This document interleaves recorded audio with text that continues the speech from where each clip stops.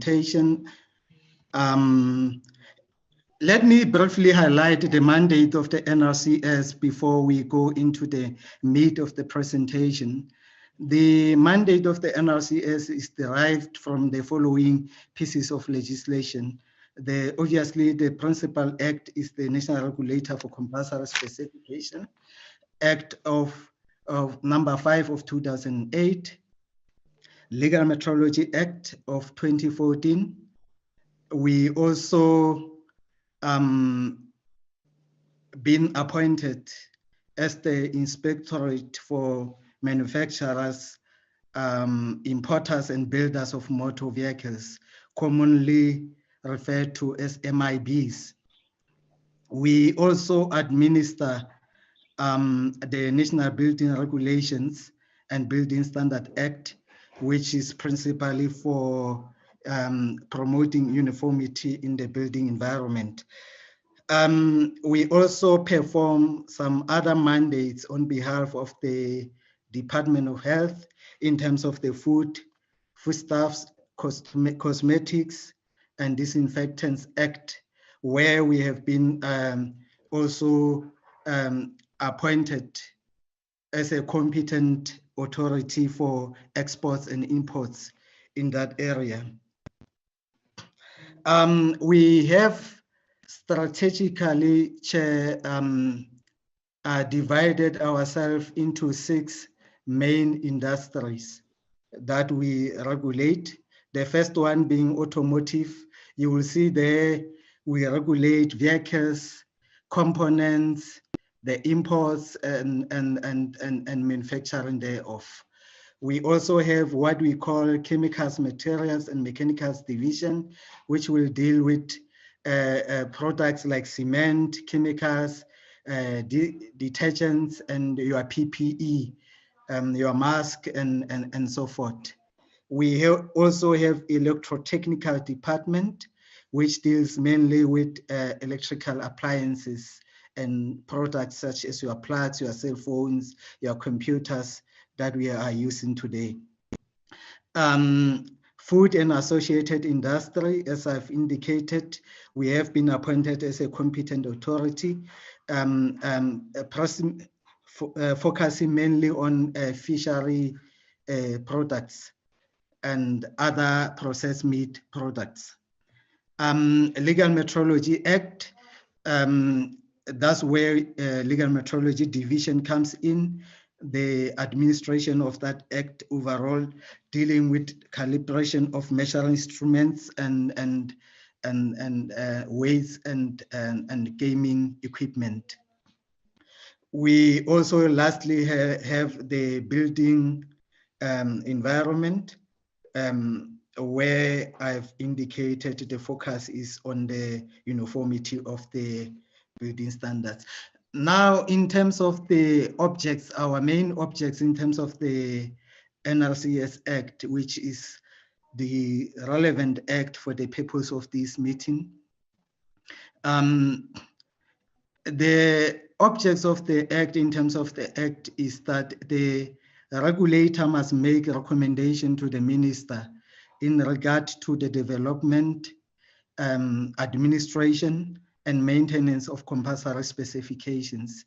When we talk about compulsory specifications, we use that word interchangeably with technical regulations.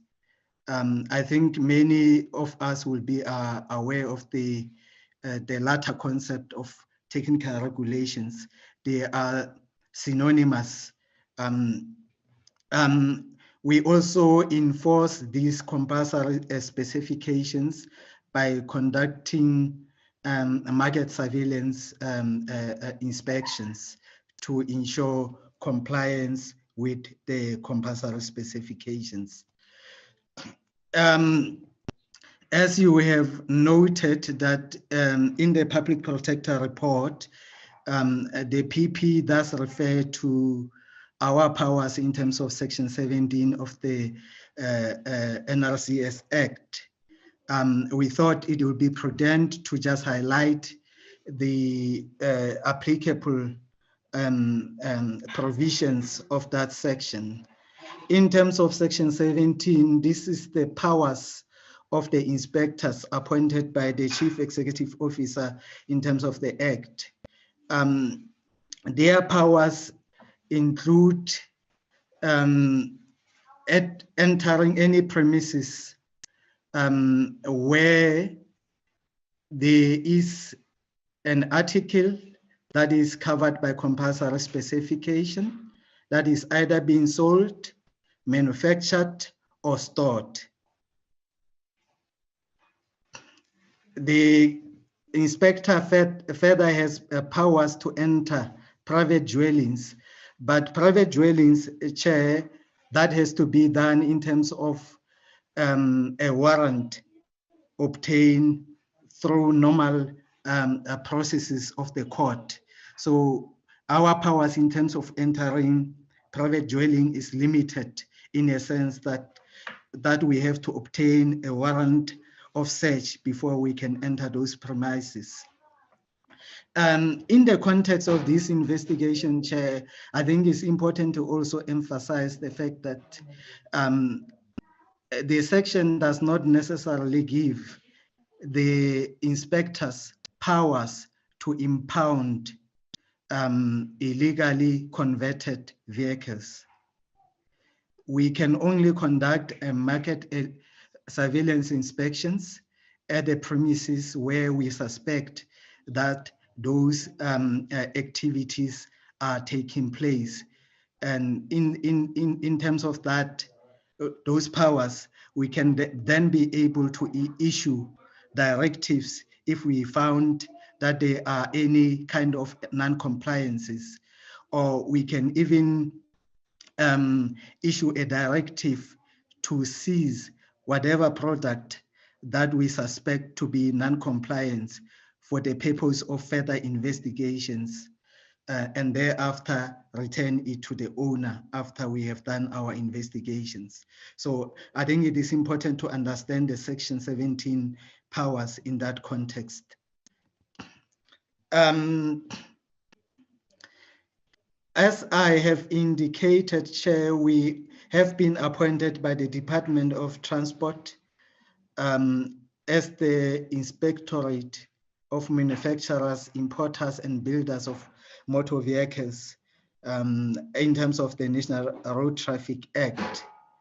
In terms of that legislation, our duties involved that we evaluate and make recommendations on the applications by manufacturers, importers, and builders for registration with the Department of Transport.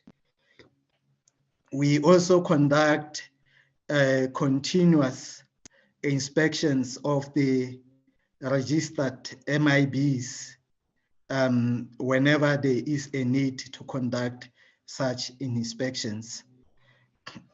We can also recommend suspension and cancellation of a registration of a particular MIB who has been found wanting in terms of the compliance with the legislations.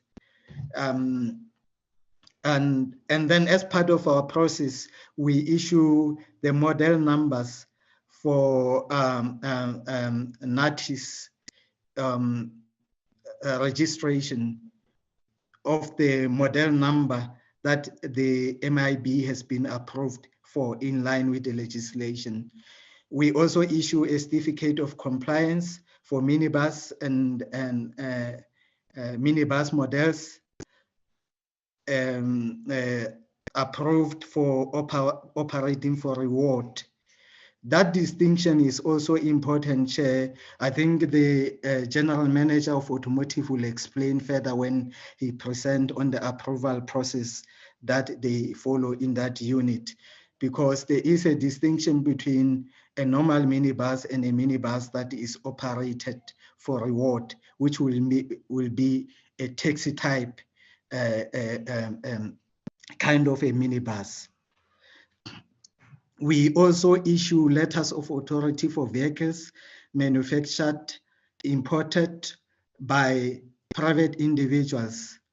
You will find normally, Chair, that a person who is coming from abroad on whatever mission, they want to import the vehicle that they've been using abroad. That's where a letter of authority will fit in. They will make an application to us to issue that letter of authority if found compliant with all the legislated requirements. Now to the public protector's findings. The main findings by the public protector, insofar as it pertains to the NRCS, is that we have failed to take effective and efficient measures to ensure that the MIBs comply with the compulsory specification as envisaged in terms of the NRCS Act in order to restrict the illegal conversion of these panel vans. The public protector further found that we have failed to take steps to stop the practice of illegal conversion of these panel vans, despite the fact that Toyota has notified us of this illegal practice, and despite the fact that we have the powers in terms of Section 17 to stop those illegal conversion. But what is key, Chair, I think that's the point that we want to emphasize here, is the fact that despite the fact that the public protector has made these findings, there is no remedial action provided by the PP responding or corresponding to these findings. That is important, Chair, in the context of what needs to be implemented by us as the national regulator for compulsory specifications, because we know that in terms of the law, the remedial actions issued by the public protectors are binding and must be implemented. We'll come to that when we deal with the remedial actions later in our presentation. For now, Chair, with your permission, I would want to hand over to the head of the Automotive to deal with the approval process and our involvement in the conversion of the panel vans. Duncan, yes, over to you. That's okay. That's okay. You can continue. Yes. Okay. Thank you very much, and good afternoon to the Honorable Chair and Honorable members. Thank you, CEO.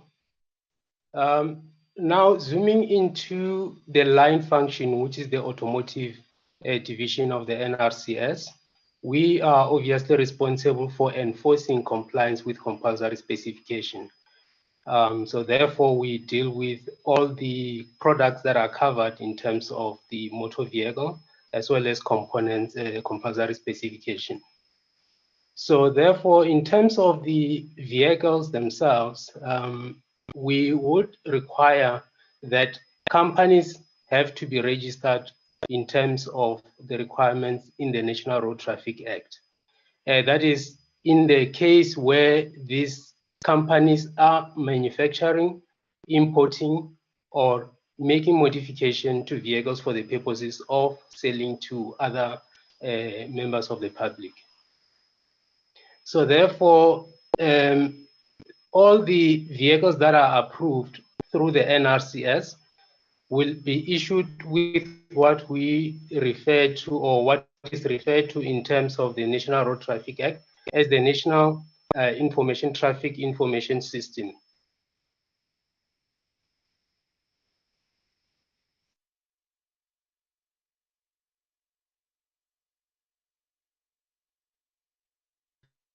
Chair, it looks like we are losing Duncan. Yes, Mr. Mulengwe, we have lost you.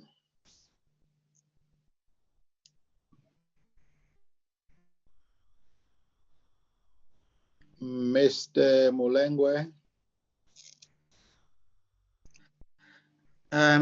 Chair, if you can just give us a minute, Let me find out. We will certainly do that. Okay.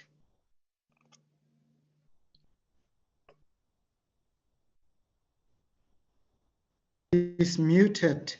Duncan, you have muted yourself. Sorry about that. I'm not sure what happened, Honorable Chair, honorable members, but everything just went black. I'm not sure what has happened there. So therefore, after approval of the motor vehicles components or whatever, we do what we will refer to as market surveillance inspections to ensure that the very same companies that are responsible for manufacturing, importing, or modifying vehicles continue to comply in terms of their activities and the motor vehicles thereof. If we could move to the next slide.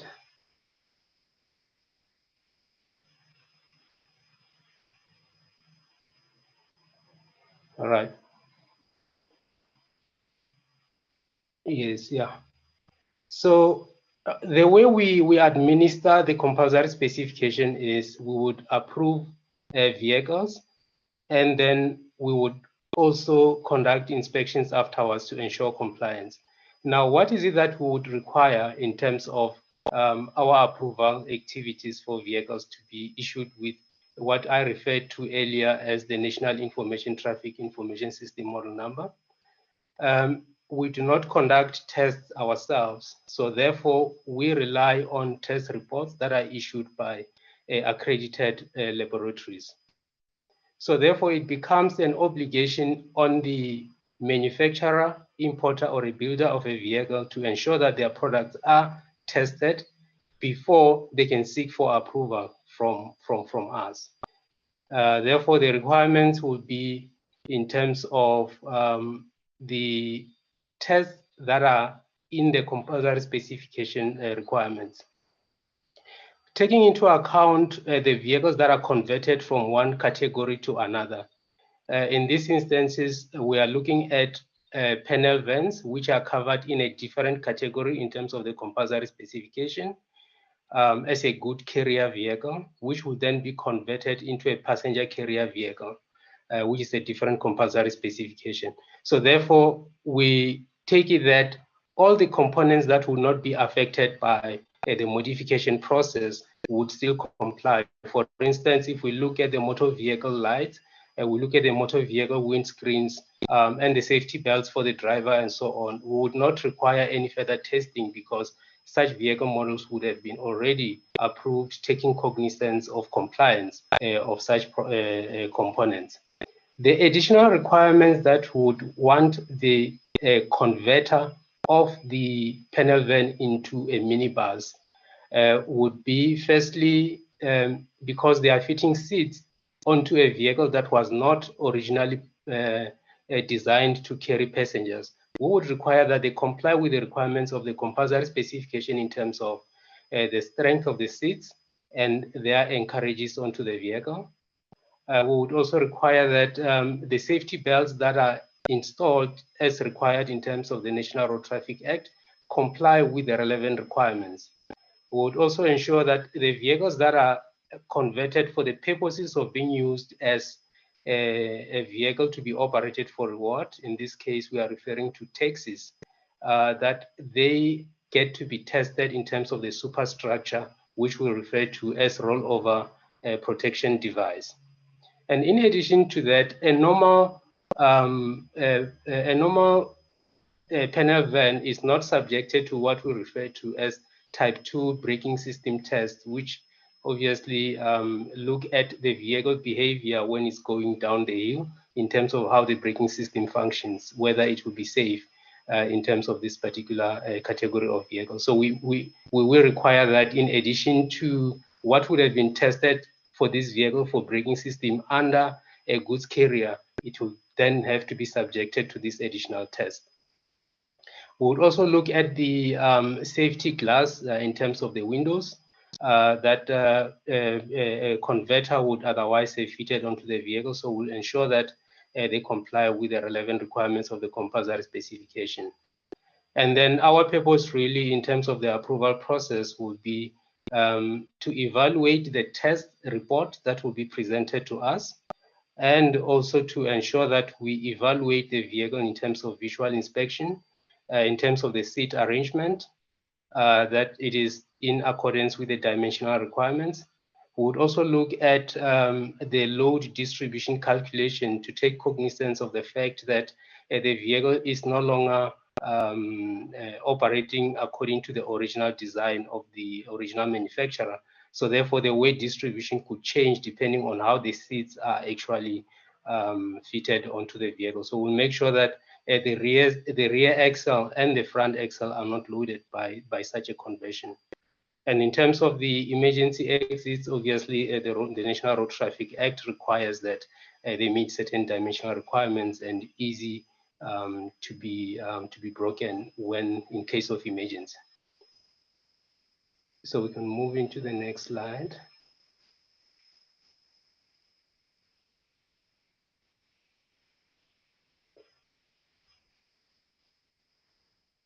Okay, thank you. As indicated earlier, we would approve vehicles, and once we have gone through the process of ensuring that the vehicle complies with the compulsory specification, we would issue the National Traffic Information System model number, which then allows such vehicle to be registered in terms of what would have approved.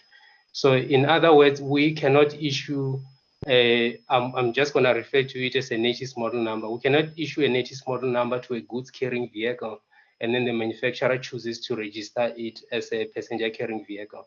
That there will be a contradiction there. So we would issue a NRCS model number specific to the design and usage of that particular vehicle. Then the manufacturer will have to introduce this vehicle for the first time onto the system as such in terms of the approval. So therefore, the process I have alluded to earlier in terms of us having to look into the vehicle, having to look at the test reports and make sure that there is correspondence between the test reports and the actual vehicle that is presented to us. And we'll then issue the approval documents. I see we move to the next slide. All right, yeah. Thank you.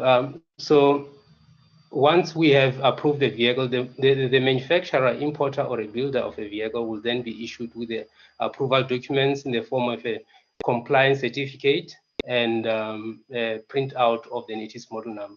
So that there is no confusion in terms of the usage of the vehicle from the manufacturer or converter's point of view. So the evidence will then specify exactly what that particular vehicle has been approved for. So we can move to the next slide. So in terms of the powers that we have, as the CEO has alluded to earlier, we have the right to withdraw any certificate that otherwise would have issued should we find that a particular manufacturer, importer, or a builder is no longer compliant with what is required in terms of the approval that we have so issued. In addition to that, if it is brought to our attention that certain vehicles are being certain vehicles no longer comply and we fail to pick it up during our normal surveillance inspections, and such vehicles are already operating on this on the road, we work with the Department of Transport to request for such vehicles to be admin marked. When we refer to admin mark, we are referring to the blockage of the vehicle to be renewed in terms of the vehicle license. So therefore, if it is admin marked, the owner of that particular vehicle will not be able to renew their license for the vehicle. So therefore, they will be forced to either contact us or the Department of Transport just to understand what the issues are, and then we would work into the remedial actions in that regard. And then in terms of the powers that we have, having indicated that the registration of manufacturers, importers, and builders is within the National Road Traffic Act, we obviously would recommend any manufacturer who is not registered that we most probably would come across as we conduct our market surveillance to go through the process of registration, because it is controlled really from the Office of the Department of Transport. So in terms of our mandate, we would only recommend such companies to be registered, and only once they are registered, we'll then continue providing them service in terms of the both the National Road Traffic Act and the National Regulator for Compulsory Specifications Act. I think we can move. Yeah, thank you, Duncan. Thank you. I didn't realize it was the last one. Thank you. Yes. Chair, with your permission, I would want to come back again to deal with the remedial action and finalize the presentation. Yes, please do go ahead until you finish. Yes. Yes, in terms of the remedial action as it pertains to us, although there is no direct remedial action for the NRCS to implement, the PP has recommended that the Minister of the DTIC, that will be the Department of Trade, Industry and Competition, to take urgent and effective steps to harness and foster good and effective and efficient working relationship between the NRCS and South African Bureau of Standards.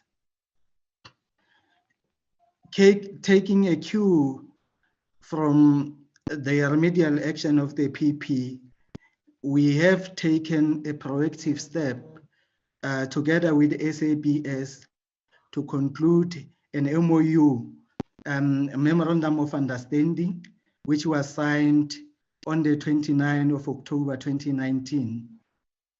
The purpose of the MOU in a nutshell is to strengthen the relationship between us and the SABS and improve working relationships and interactions in matters of mutual interest.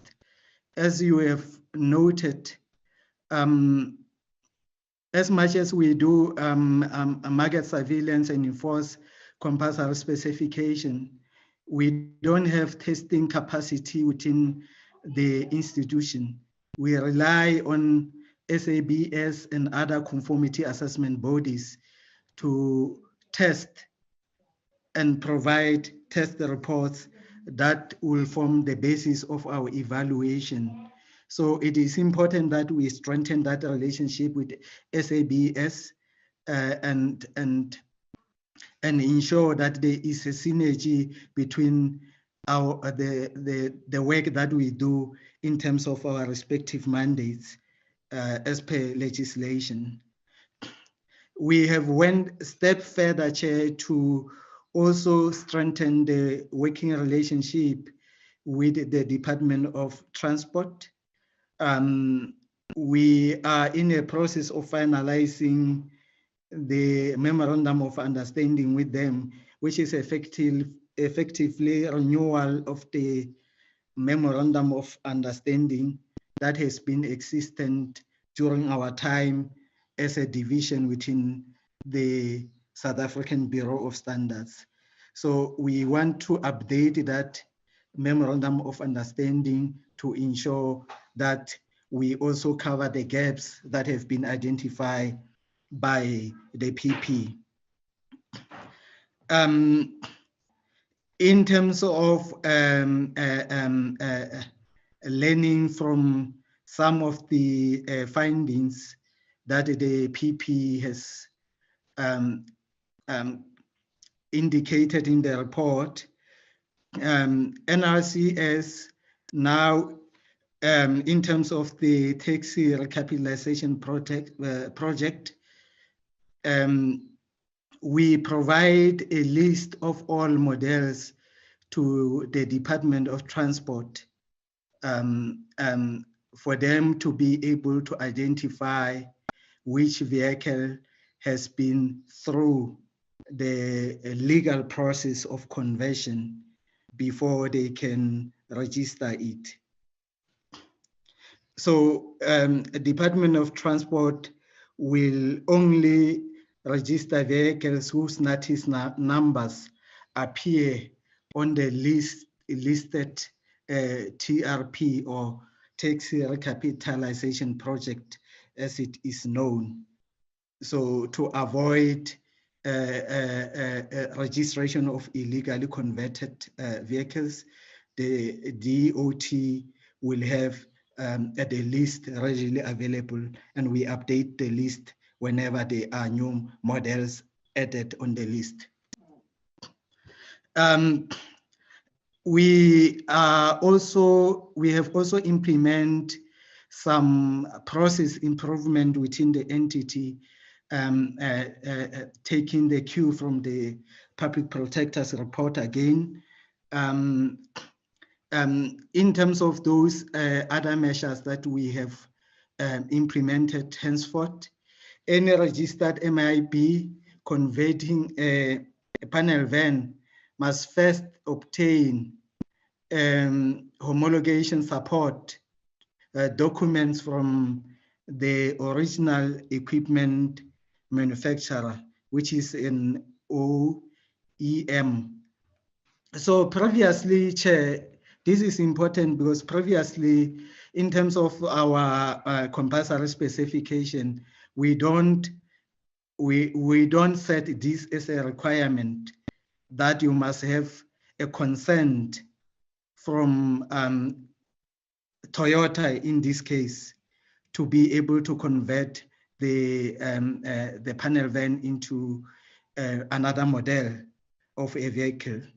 So we have introduced this measure to ensure that now going forward, you must have that consent in writing with the homologation documents that support the conversion of that vehicle. We also enforce the prohibition of conversion of panel vans by registered MIBs. No LOA will be issued for a minibus taxi converted from a panel van by unregistered MIB. So any other registration that happens by unregistered MIB, that will have been done by other means not sanctioned by the NRCS. So those would be what would result in illegal converted vehicles being on the road without our knowledge. All registered MIBs have been identified as high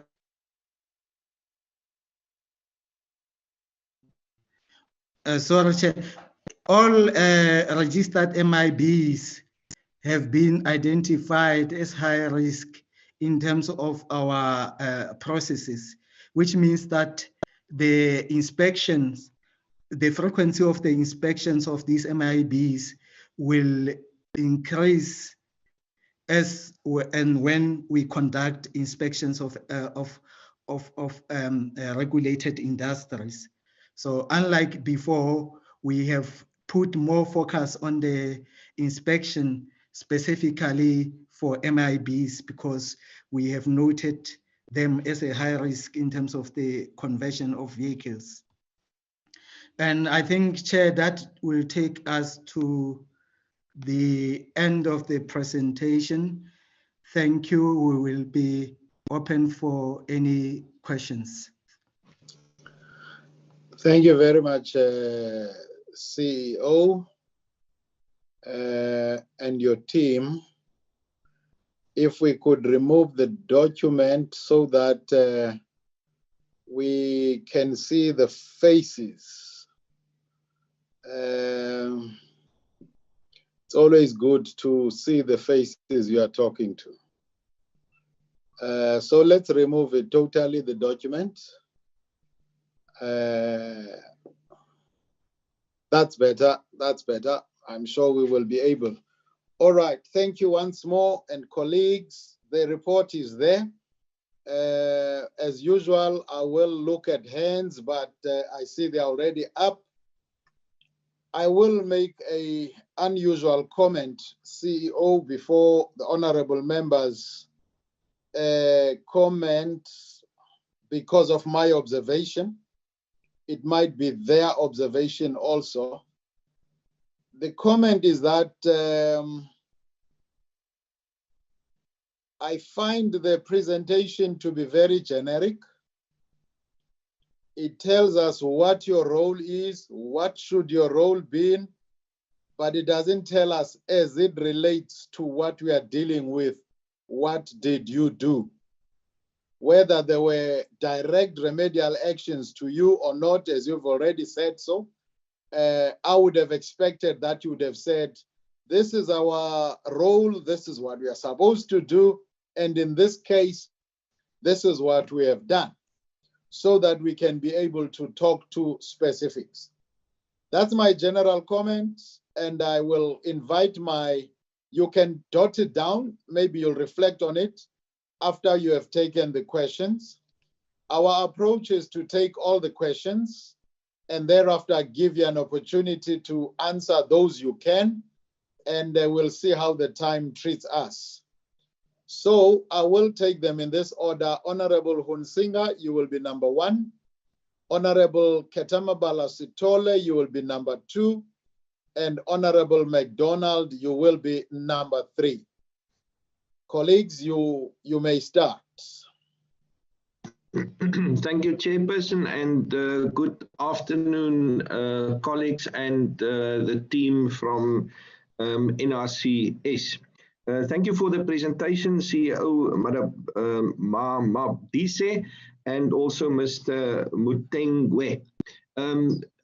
My impression, Chairperson, is that I'm disappointed in the presentation. I think we are dealing with something very specific here, and the passive role which NRCS is reflecting, as if they have discovered their role and function as a consequence of the Public Protector's report, whereas from the Act and the mandate and the delegated powers, it should be clear to NRCS what their role and function is. So, CEO Mamadisa, I would like you to just reflect on the question around who is the protector of South Africa, the government, the state, in terms of the national, international agreements of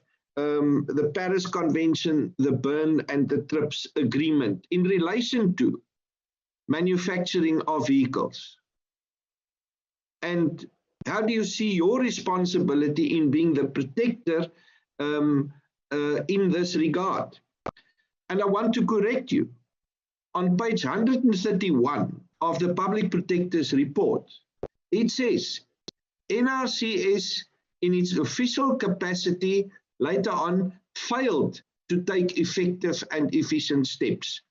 In the paragraph following 7.2.1, it says the allegation that NRCS failed and then later on is substantiated. So there's direct reference to your failure, which is a regulatory failure, given the mandates and the acts that you should uphold. So this is our entry point. This is the start of the conversation, and we would want to hear your reaction to the allegations and to what was findings in the Public Protector's report. Now, specifically, I would want you to reflect on what is mentioned on page 71, paragraph 5.1.142, where it says the NRCS issued homologation certificates for converted Palamans because, according to them, that's you, the NRCS, the second-hand vehicles did not require letters of authority from Toyota Japan.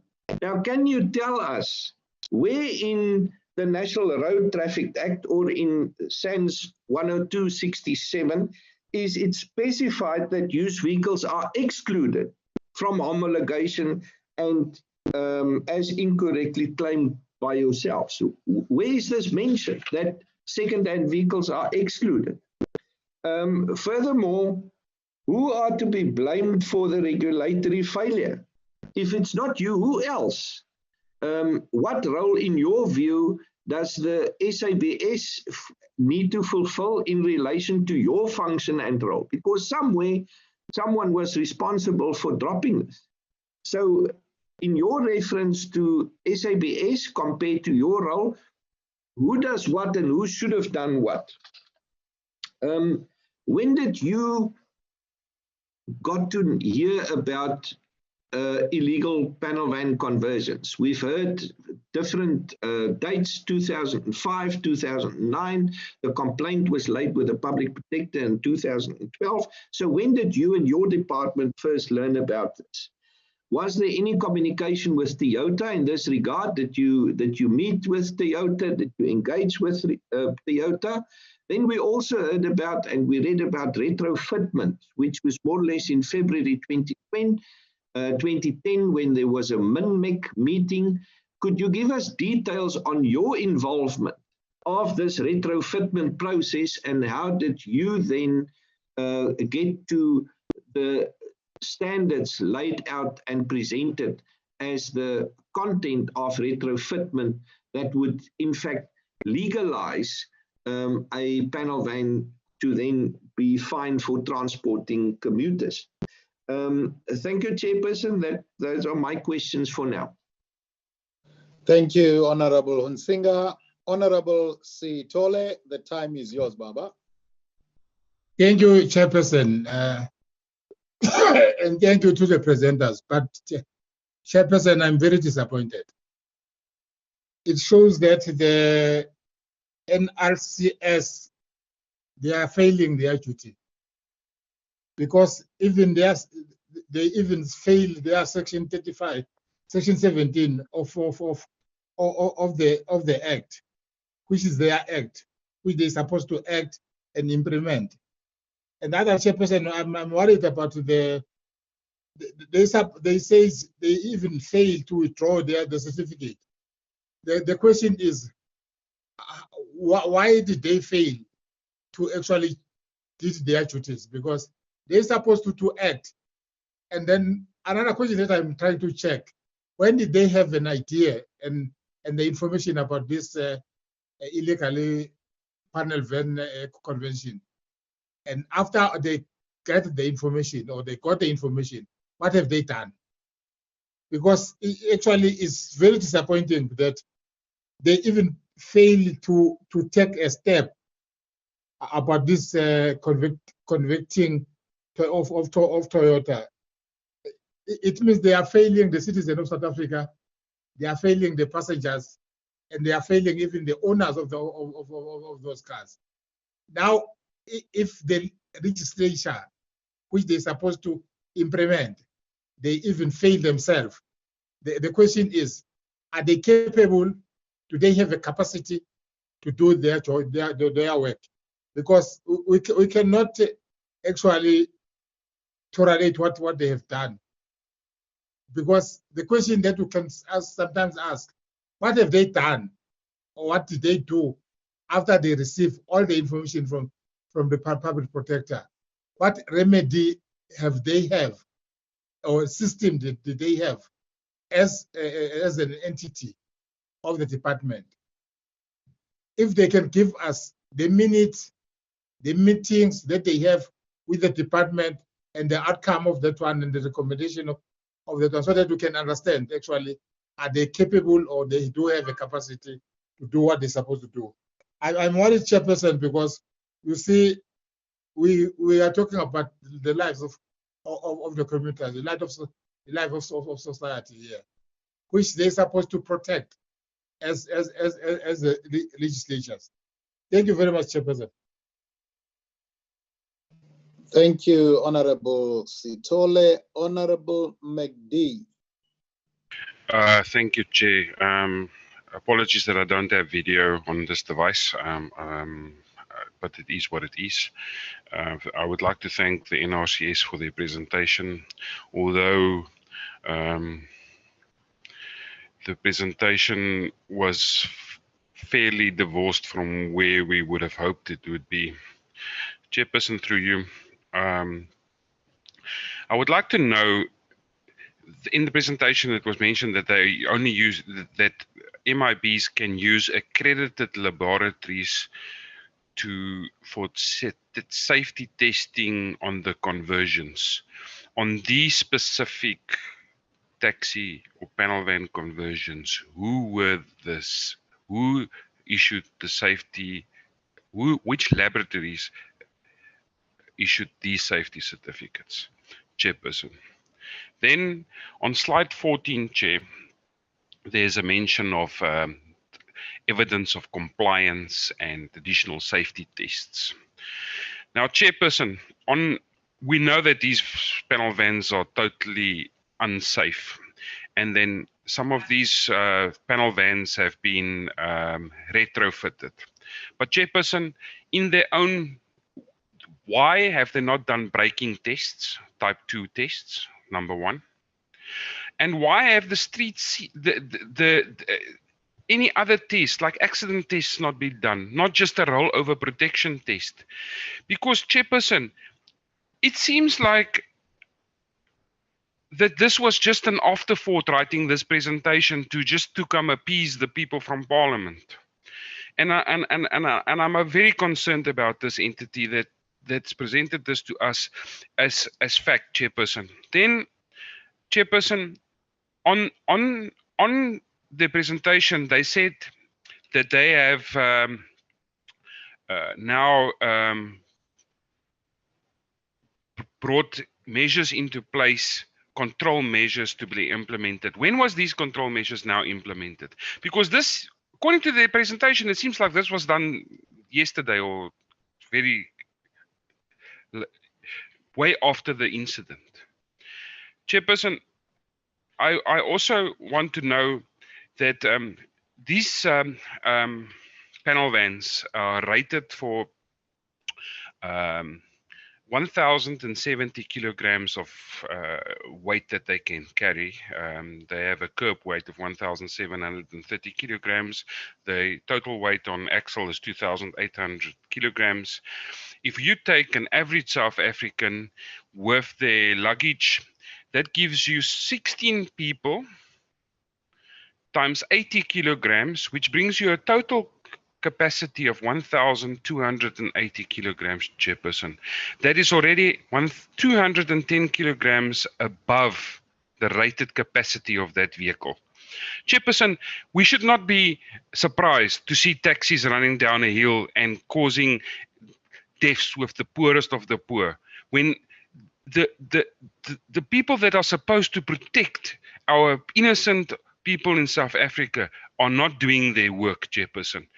Chairperson, as I conclude, I just want to know how many certificates of compliance have been issued to those 2,000 odd taxis, according to their presentation, the TRP certificate, that of those taxis, the 2,353 that's in this report or that's been identified.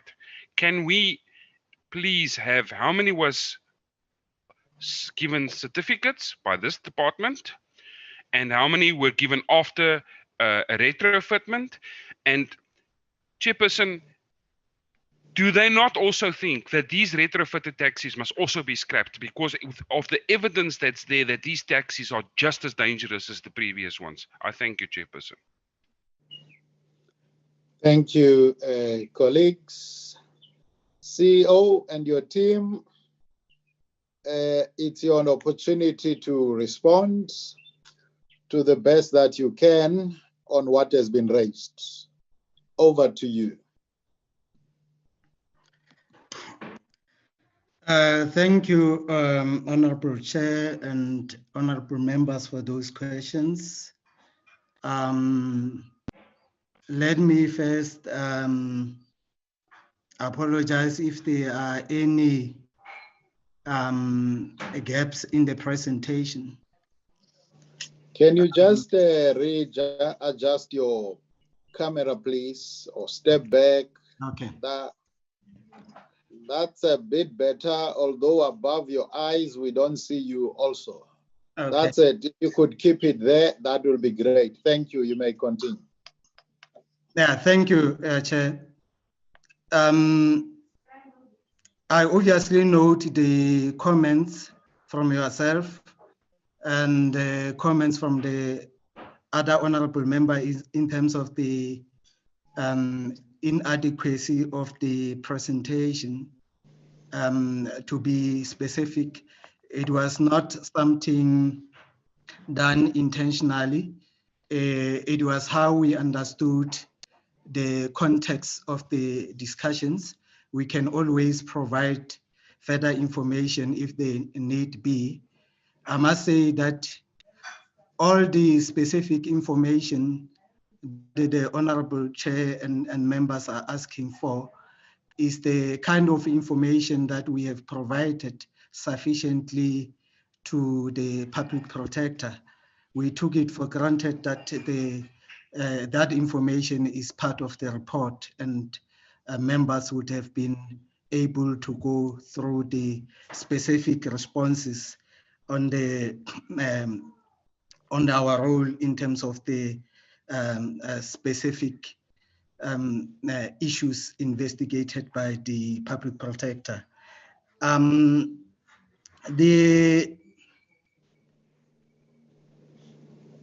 The powers in terms of Section 17, I want to emphasize again that those are the general powers in terms of our own act to conduct market surveillance inspections.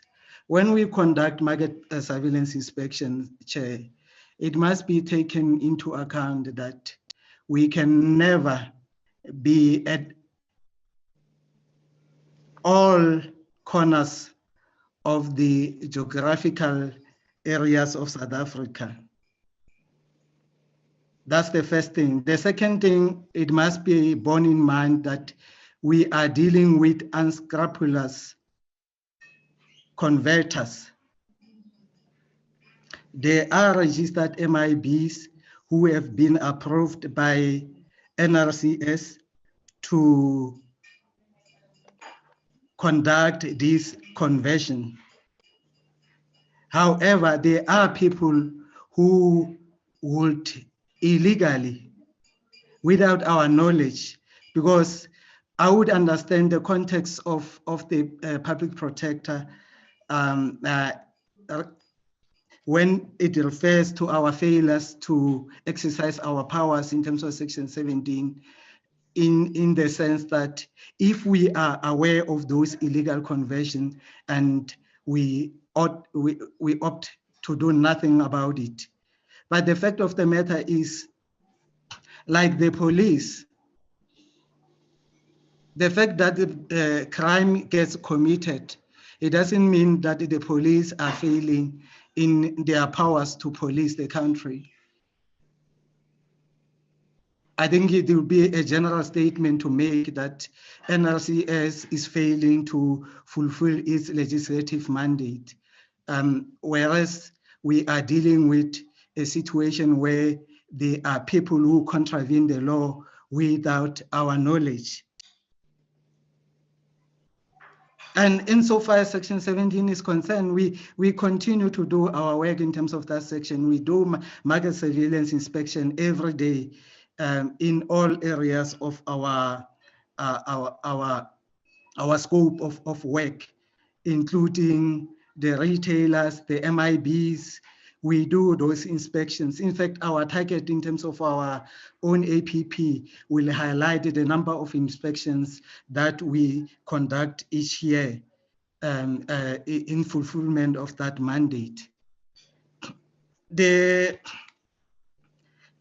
On the specific role of the NRCS, I would just ask either Duncan or Temba to just deal with that in specific terms of what was our role in the convention of the number of taxis that have been mentioned by the public protector. Again, on the still on Honorable Hasinga, I think what I refer to as the public protector having made findings, there is no dispute that the public protector has made specific findings as they pertain to us in terms of the report. But what we are saying, there is no remedial action. Because if you go to the section dealing with the remedial action under, I think it's paragraph 8, that's where the public protector deals with the remedial action. The remedial actions are for the Minister of Transport to take urgent appropriate steps, and there are a number of things that he is supposed to do. Then there are remedial actions for the Director General of Transport. There are remedial action for the Minister of Trade and Industry. And that's where we fit in terms of the remedial action that we should be implementing under the guidance of the minister. So you look at that remedial action that the minister must harness and foster a good relationship between us and the SABS. And you go back to the findings, there is no correlation. Otherwise, we would have taken guidance from the public protector in terms of what were we supposed to do that we failed to do in terms of findings as a corrective action going forward. Hence, the manner in which we have prepared our presentation to deal with the remedial action as it pertains to us.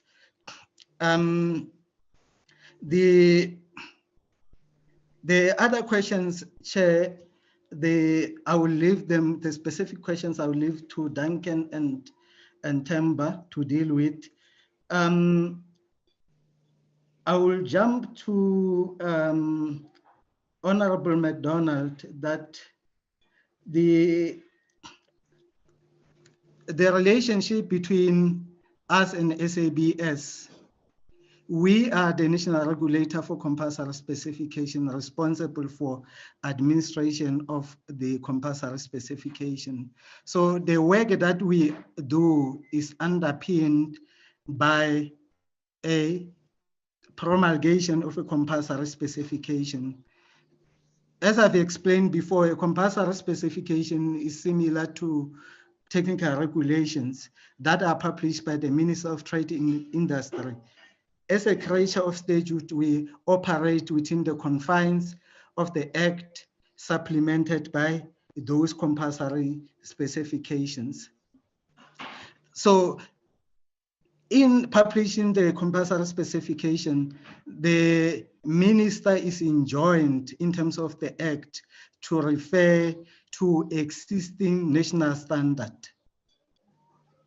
SABS is a national standard body, is responsible for maintenance of national standards in South Africa. So in other words, our relationship starts from there. From the moment we want to publish a regulation, we must first ensure that SABS has a standard, a national standard that is available, that can be referenced in the compulsory specification or in the regulations. So the relationship is also legislated in that sense, because we have to refer to the national standards that are maintained by the SABS. The second part of the relationship is embedded on the fact that SABS also has a conformity assessment function. By that I mean, Chair, that they have a testing laboratories that are accredited to do certain tests in relation to the products that we are regulating. In this case, the SABS would have tested the vehicles that are being converted, issued a test report, and that test report will form the basis of our evaluation and the decision making in terms of whether it meets the requirements of the standard. That's the second part. So to answer your question, who issued those test reports, that will have been the SABS as part of the task team that was established to retrofit these illegally converted motor vehicles. Duncan, can you deal with the specific questions from the members?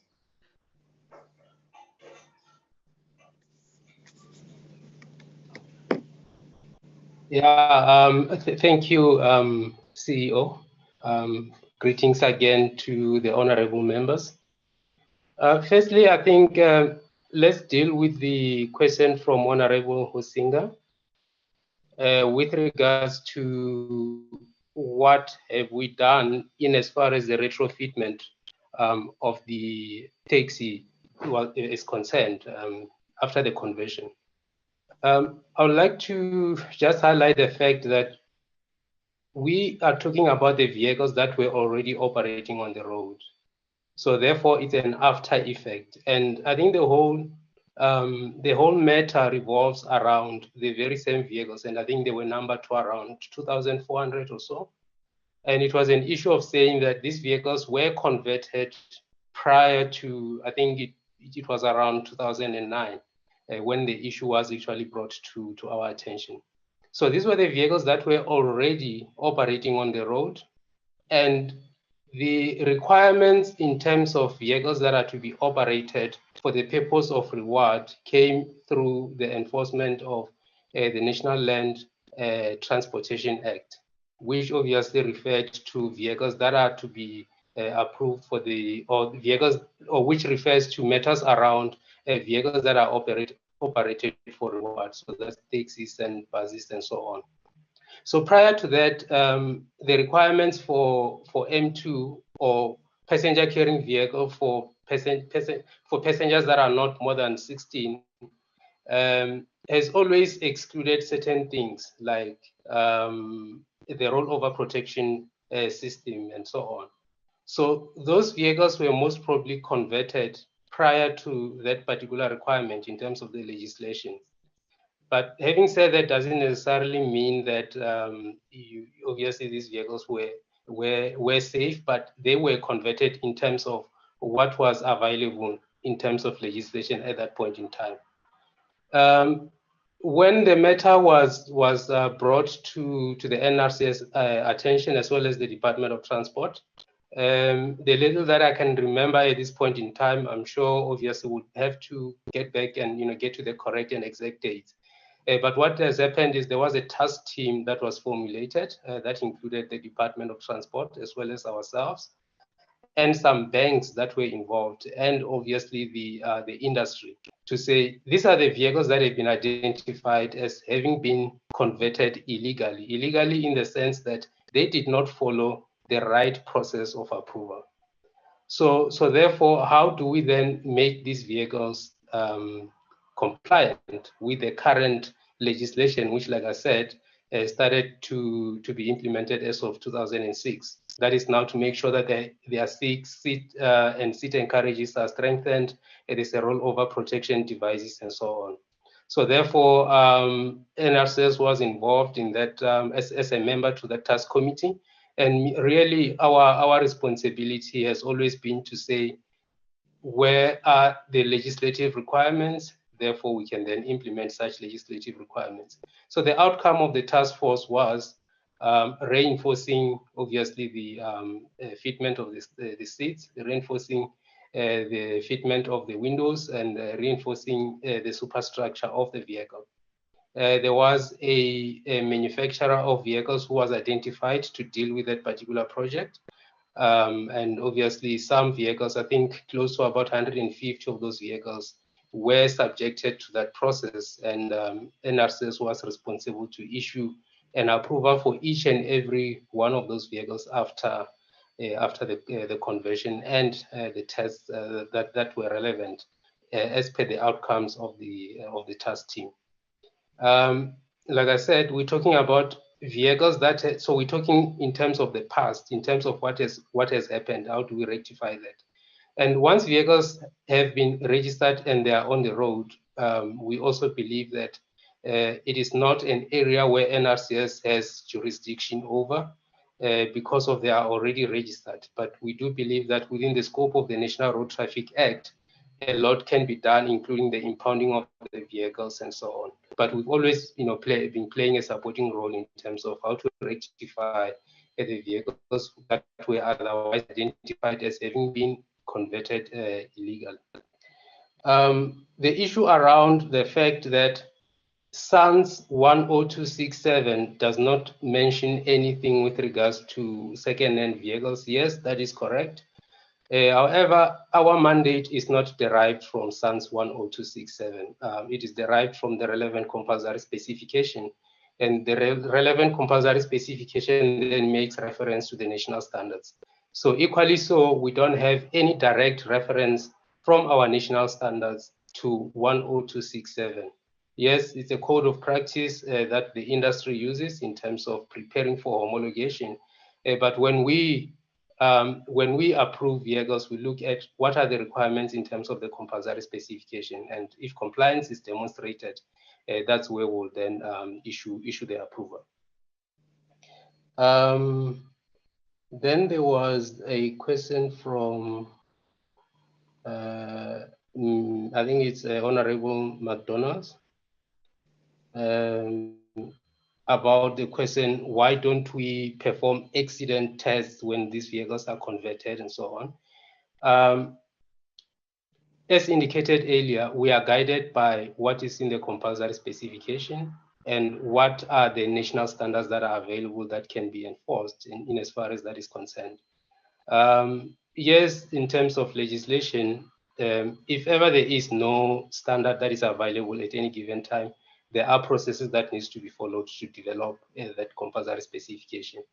But in as far as we are concerned, we use the existing national standards that are referenced in terms of the compulsory specification to ensure that at least we issue approvals on.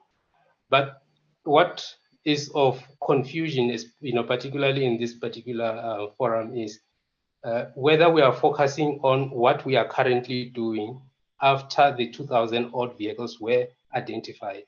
Because like I indicated earlier, the 2,000 odd vehicles are water under the bridge in terms of the fact that they had already gone through the whatever process they went through, and for them to be removed, the legislation that has a mandate over what goes on the road can then deal with that. But in terms of us approving vehicles that come as from the manufacturers, importers, and builders, what we have put in place is to exactly what our CEO has alluded to in terms of saying that we would then require certain things in place prior to us approving. That would include, obviously, the support documentation from the manufacturer of these vehicles. And also the further test that needs to be done. So it has to be done, the test needs to be done before we can issue an approval. Whereas the ones that are classified as illegal are the ones that did not go through that particular process. In terms of quantifying the certificates, TRP, I can't remember the question. I think it still came from Honorable McDonald, in terms of saying, the certificates, how many certificates were issued for those vehicles that are within the 2,000 odd vehicles. Like I indicated, most of them would have been converted as just a vehicle that is to be utilized, regardless of what purpose, and not being subjected to the taxi recapitalization project certificates like it is the case now. So wherein stringent requirements like the type 2 brake testing system and the rollover protection system would not have come into play for those vehicles.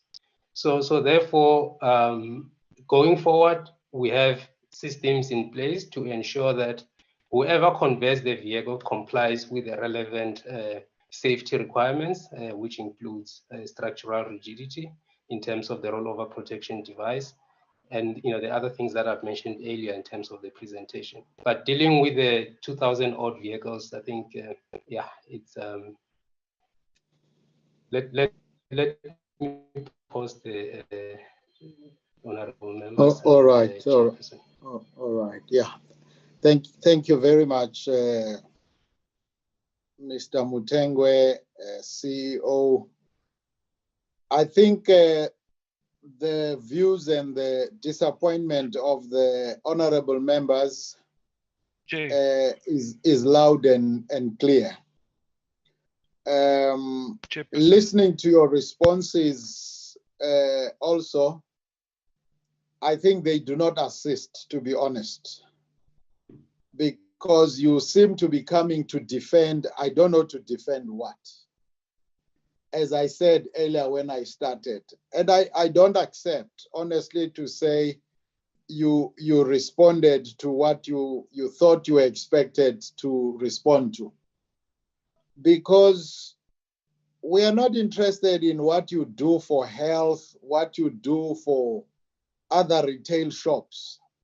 Our mandate is very clear. We are looking at illegally converted vehicles.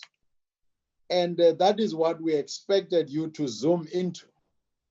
And I am tempted to ask the colleagues for any follow-up questions, but I doubt if we will. I doubt if we will achieve anything if we were to open up for further questions. But safe to say, I will give my colleagues an opportunity to reflect. Because for me, where I'm seated, I've got more questions than answers in your responses. But let me not take words out of the colleagues. Let me invite them again that in the next 10 minutes at the most, we wrap up this matter so that we can deal with other issues with the limited time we have. I had somebody talking, so I think it was Honorable McDonald. Chairperson, apologies, sorry. I was trying to stop you before you were giving your great summing up of the events thus far. Chairperson, I clearly stated I wanted to know when the interim control measures were implemented, the date, Chairperson. Not, Chairperson, politics and state-owned entities need to divorce themselves from each other. They must. We want the date, Chairperson. We not something. And I asked them how many certificates were issued. Not this long explanation. Is it 700 certificates? Is it 553 certificates or no certificates, Chairperson? That's my question, Chairperson. I thank you very much. All right. Thank you, Honorable McDonald. As I said, as I was summing up that listening to the questions and the answers, I don't think there was anything close to being satisfactory, CEO, in answering these questions. Because as I said, while we appreciate your role and other things, but here we are very specific as to information required. So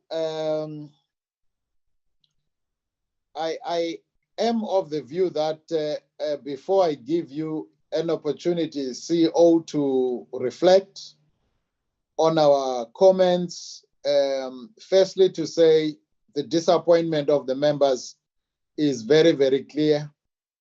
And normally in presenters, we would ask them to give us written responses on certain things so that we can have it on record.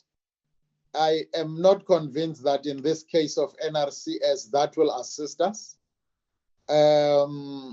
So I am inclined to ask honorable members that we pause this interaction with NRCS, but we certainly schedule NRCS as one of our first people to come back early next year when we start our term. As Honorable MacDonald says, we want answers, we want specific. This is the entrance, as Honorable Hunsinga said, this is the entry. Now, we are dealing with people here who sound like they reacted to something, but still then they didn't find it necessary to bite this animal with their teeth and unravel whatever is there. So I've got so many questions, but listening to the response, I don't think it will help us. My view, colleagues, which I'm suggesting, I need your comments, honorable members, is that before I give the, excuse me, the CEO for some comments, that I suggest that we have NRCS come back. Maybe we help them by being direct as to the type of answers we request, because from what we have received and even suggesting written responses, I'm not convinced it will assist us. Honorable members, I want to invite you to comment, please, on the way forward. In agreement with what you proposed, Chairperson. Okay. Honorable Hunsinga? Thank you, Chairperson. I'm in full agreement. I concur and suggest that we get NRCS back next year as soon as we start with our work again. I think they have also been a bit in the dark. The engagement might have been directional. And in light of this engagement, I think we should give them an opportunity then to present us with the type of answers that they have now experienced in terms of our knowledge and in terms of our seriousness to deal with the matter. So thank you, Chairperson, for your guidance, and I support you on the suggestion. Thank you very much. Honorable Ketemabala Sitole, are you in agreement? Thank you, Chairperson. No, I agree with what is your sum up, because there is nothing that we are going to get from them. Even the last comment of the CEO is actually unnecessary. Thank you.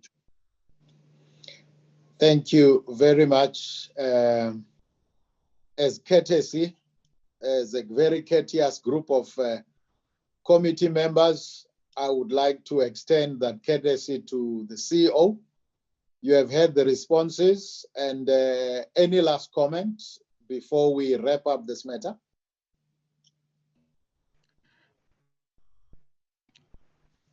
Thank you, Chair. I think for us, we would welcome any further engagement on the matter. Based on the discussions today, we are clear what are the expectations from the committee, and we will be able to cater for those when we come back. Thank you. Chair, DTI has joined lately on the meeting. I don't know if you want to give them an opportunity. No. Thank you, CEO. I'm sure they came in as an interested department. So no, not at this point in time. Let me also reiterate once more our thanks, appreciation to you, CEO, and your team. All the comments that have been said, I will not repeat, but the secretariat of ours will be in touch with you, and we will certainly be looking forward to see you as one of our first stakeholders early next year, and we will take it from there. And where it is not clear when you get the brief, please do not hesitate to ask them so that we are very clear, we don't repeat where we are. But lastly, to say, focus is purely on the illegally converted vehicles. That is the space we are in. as that is our mandate. Having said that, thank you for your time and everything. You are more than welcome to leave the meeting if you so wish, but it's an open public meeting. You can still continue being part of it. We thank you for your time. We wish you and your families a Merry Christmas and a prosperous New Year. We will see each other bright and early in 2021. Thank you very much, CEO. Thank you, Chair. Thank you, the members, honorable members. Bye. Thank you. All right. Thank you very much, colleagues. I think we have few minutes left on our time. I had indicated the last time we've got sets of meetings to do, which I think are very brief. But my suggestion is that we had agreed that we will reflect on the entities we have seen so far. And the last one is just the colleagues we have seen, which I think we have sufficiently reflected on and indicated that it fell very far from what we expected. We have met the public protector yesterday. My observation was that it was a very useful interaction. I at least personally got some more insights, and I think it was very useful, but I would like to hear your input. As it relates to the RTMC, I think it was also, but I think it's an entity that we will need to meet now and again. And with NDOT, yeah, my comments are reserved. So what I would like us colleagues to reflect on is of the ones we have seen other than NRCS, what is your reflection? Would you think we need to meet them? Also indicate who are the other ones, preferably in priority, who you'd like us to meet early next year. If I may ask that we do that in the next 5 minutes or so, I will appreciate that, colleagues.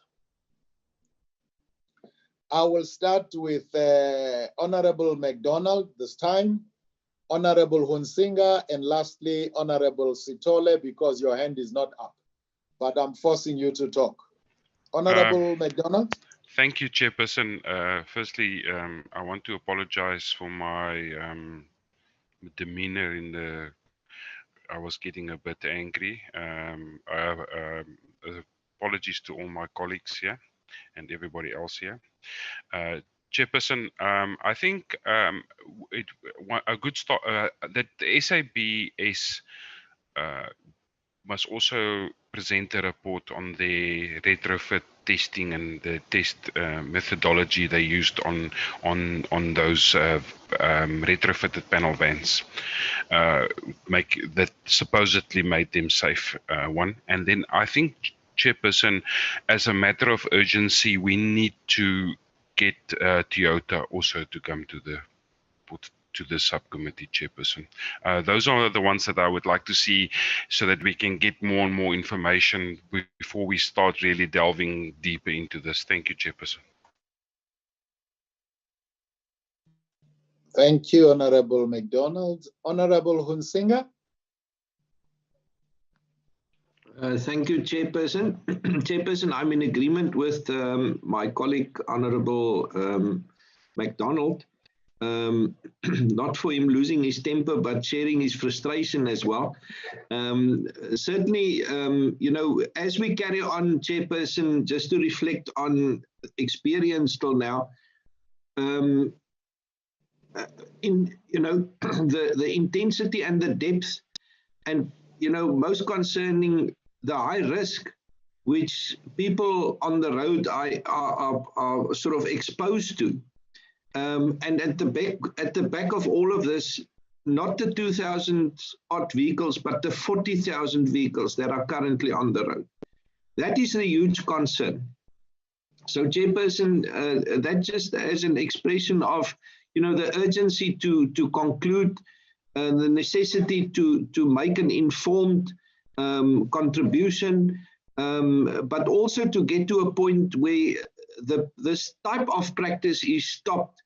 And, you know, then the ultimate disappointment, you know, in the NRCS, who is the watchdog, the primary watchdog, in our desire to get to a stage to stop this regulatory failure. So, Chairperson, I think it would also be important to engage with the Department of Trade and Industry, because they are, again, you know, the oversight and responsible entity over NRCS SABS. So, Chairperson, in terms of the immediate program going forward, I would suggest that indeed we have the next session with NRCS to give them an opportunity to now, in having exposure to our committee and the line and direction that we took today, to then hear what they say in response to this.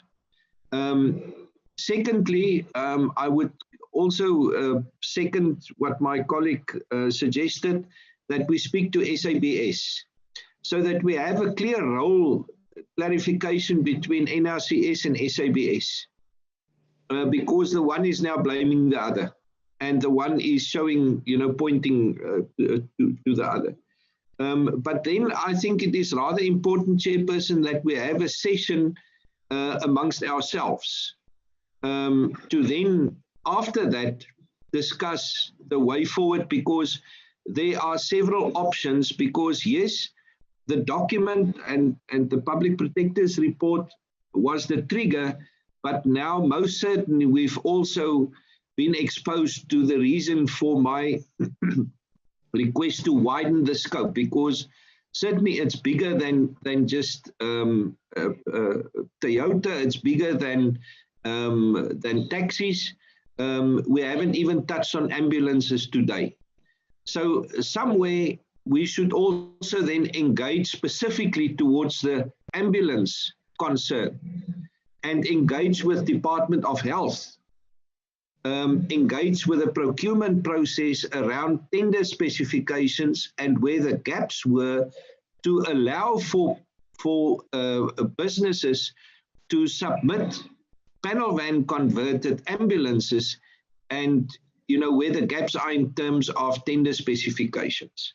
So not to run into too much detail, Chairperson, next NRCS, after that SABS, and then a session where we discuss the way forward, because most certainly then we must go over to private sector, we must get to the financiers, the banks, the manufacturers, and ultimately, Chairperson, I would want to push this towards the end, Toyota themselves. Because at the end of the day, we must have a clear understanding and impression of not just Toyota South Africa, but also the role of Toyota Japan.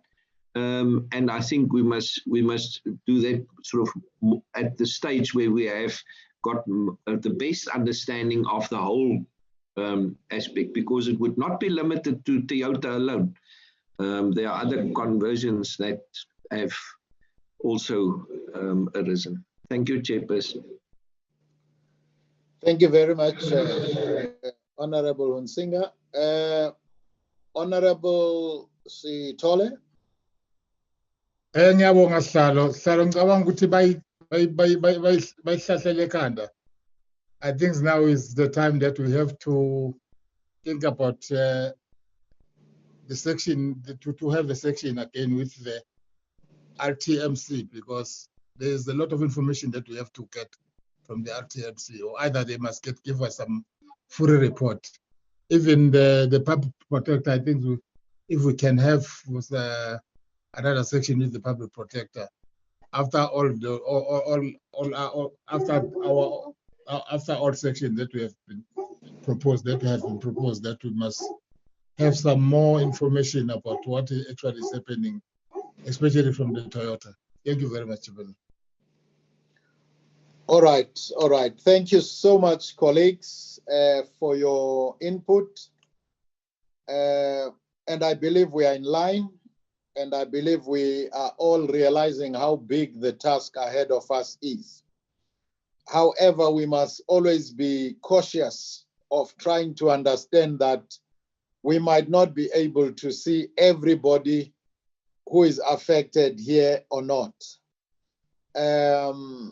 So let's just have that in mind and try and bring it closer to where we started with the Public Protector report, so that at least we can have a draft at the time we have given ourselves, which we take back to the committee with any other suggestion if we think that we need to broaden a little bit the scope, because I think the rot is very deep here. And if we don't limit ourselves to where we think it will be most impactful, we can finish our term still discussing this particular matter. And I think what Honorable Hunsinga said should be something at the back of our minds. How do we stop the current practice? Because it's very clear that as we are dealing with what has happened, nobody seems to have a clue of how to stop the existing ones, because the illegal conversions are still happening. The pirate parts are still being put in. Bribes and corruption to get these documents is still happening. So we need to find a way where we can influence legislative or regulatory amendments to block or stop this thing. And that I think we can only do when we try and be clinical in approaching this area. Having said that, colleagues, I think to help also our team is to say that in order of priority is that we want to see NRCS coming back again. It's more specific, as we were asking. We would like to see the SABS. I am of the view, colleagues, that we invite, I believe they were in the meeting, that as we invite NRCS and SABS, that DTI gets invited into those meetings, and we will determine their role and involvement as we go on forward. I also am of the view that RTMC has a standing invitation, but only to the extent that the e-natives people are involved, because all this thing keeps on going back to e-natives, so that they can come in and gather this information of what is being said about them. And then when we engage them, we can expect them to give us responses or suggestions as to how to close those gaps. I think if we can focus on those as suggested, we then look at the Toyota / NAMSA and the financiers or banking association. I think it would be nicer that way, and the MIBs towards the end. And then the Department of Health or whoever, that's when I feel we shouldn't go very far. Otherwise, it will be 5 years us still discussing this. So I'm sure we have got it, colleagues, and we can, as we get the minutes, reflect on it and take it forward from there. At this point in time, I would like us to go to the minutes that we have of the previous meeting, which I'm trying to get to very quickly.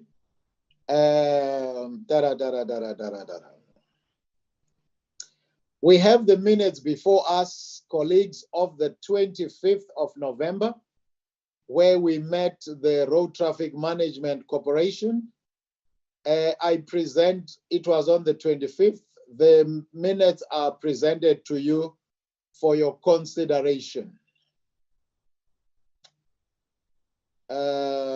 Any comments on the minutes? Satisfaction? Chair, I move Yes, for the adoption of the minutes of... Thank you. I second for the adoption. I second for the adoption, Chair. Thank you very much. Honorable MacDonald moves adoption. Honorable Hunsinga seconds. So the minutes are duly adopted. I think that was the only set of minutes. Ms. Carroll, is there anything I've missed? No, Chairperson, the only matter is the finalization of the program for the first term, but I will be in contact with members about that during the course of this week.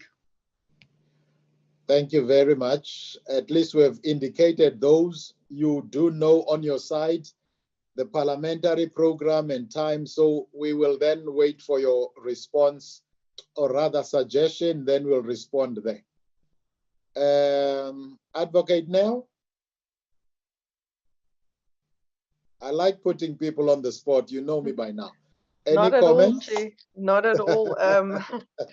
My concern, I think, was just I've also put it on the group for members, and I think I also highlighted in the notes when I touched on some of the legislation issues, and the NRCS also picked on that a bit today, is the gaps that were present in the legislation at the time. Quite a few of the legislation changes only came in after the fact, after 2009, and that served to try and strengthen the issues. So one has to look at, I almost don't want to say be hard on them for what they haven't done to this point, but you must remember that at that point, the standards would have been limited based on the legislation that they had in front of them. But I think then the question should be whether or not the committee might possibly consider an approach like India did in the past few years, where they just put a blanket proposal that vehicles of a certain make and year be scrapped entirely, based on environmental pollution as well as the possible defects in the safety of the vehicles for the current road conditions. That could be something, I think, as a way forward. How the business and the operators will look at it favorably or not is a different concern. All right. Thank you very much, Advocate, for that insight as always. That reminded me, Ms. Carroll, of something we must consider in your draft of the program. It was supported, the committee meeting without any stakeholder, just to reflect and refine certain things. I think the recent input by Advocate Nell is a type of discussion that the committee, without receiving any presentation from a stakeholder, would want to engage on. So if you could just look at it as you draft the program. Dr. Ngesi? Thank you, Chair. I align myself with the views ventilated, and yes, I go for an overkill. Let me not belabor the points made. Safe to say that. We can deal with overkills. Safe to say that while I'm appreciative of the concerns of the members, but I think as a word of caution, we should not lose sight of the terms of reference, pertaining to the mandate of this subcommittee. So for now, Chair, that will be my humble submission. Thank you very much indeed. That's great. That's appreciated. Once more, colleagues, I want to say thank you so much. I think we have started very well. We are fully aware of the extent of what we have put on the plate. Let us bite what we can chew so that we can do what we say other people are not doing to produce results that will bring an effective change to save lives on our roads. That will be my last one. And once more, say thank you so much, colleagues. Let's keep in touch, and Merry Christmas, prosperous New Year. Let's see each other next year early as a committee, but we should not talk because the committee is not meeting. The meeting stands adjourned. Thank you, Chairperson, and same to you and your family. Long live the Chairperson, long live the Chairperson. Long live Vanessa Pitor. Thank you, colleagues.